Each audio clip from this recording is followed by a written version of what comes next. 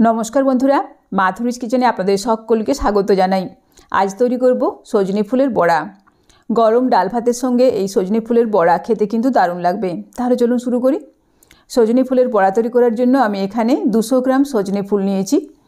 সবার প্রথমে সজনে ফুলের এই ডালগুলোকে একটুখানি এভাবে ঝরিয়ে নিচ্ছি, এতে করে অনেকগুলো ফুল নিজে থেকে ঝরে যাবে। তারপর আমি এই ডালগুলোর থেকে ফুলগুলোকে তুলে নেব।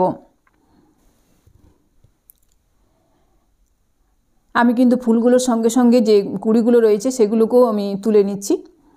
আর এই সময় সজনে ফুল খাওয়া আমাদের স্বাস্থ্যের পক্ষে ভীষণ উপকারী। এই দেখুন, এভাবে আমি প্রত্যেকটা ফুল প্রথমে তুলে নেব।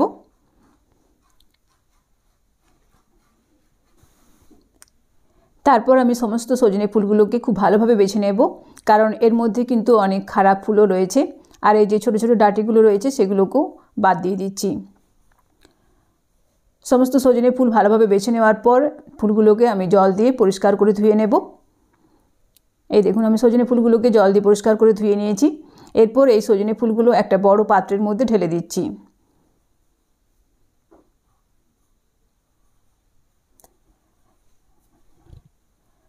এর সঙ্গে দেব 4 চামচ পরিমাণে বেসন, 2 চামচ চালের গুঁড়ো।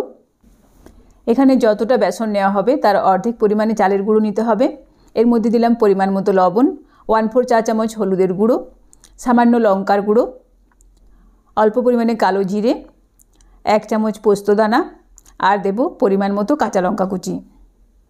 তারপর সমস্ত কিছু একসঙ্গে ভালোভাবে মেখে নেব।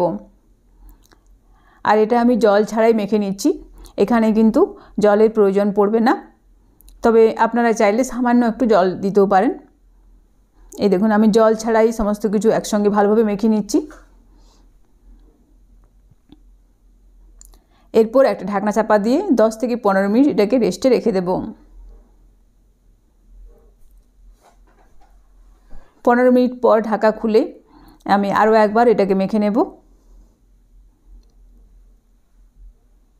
এরপর অল্প অল্প করে নিয়ে হাতের মুঠোর সাহায্যে প্রথমে গোল করে চ্যাপ্টা করে নেব।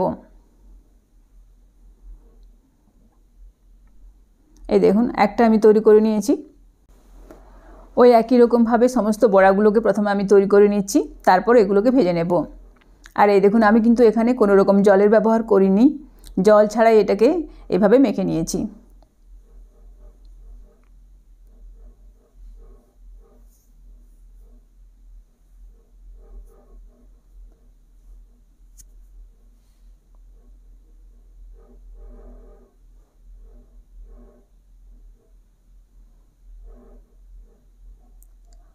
এইভাবে আমি সমস্ত বড়াগুলোকে প্রথমে তৈরি করে নিয়েছি।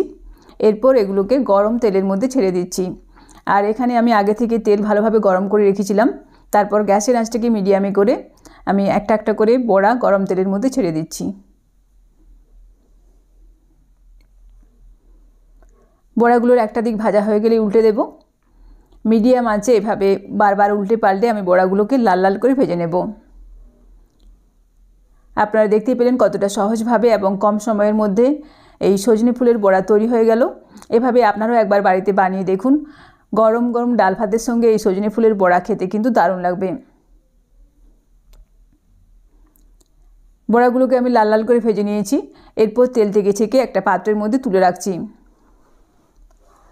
তৈরি হয়ে গেল আমার আজকের রেসিপি সজনে ফুলের বড়া। আমার এই ভিডিওটি যদি আপনাদের ভালো লাগে তাহলে অবশ্যই একটা লাইক করবেন, বন্ধুদের মধ্যে শেয়ার করবেন এবং কমেন্ট করে জানাবেন। ভালো থাকবেন, সুস্থ থাকবেন। ফিরে আসছি নেক্সট পর্বে অন্য কোনো ভিডিওর সাথে। ধন্যবাদ।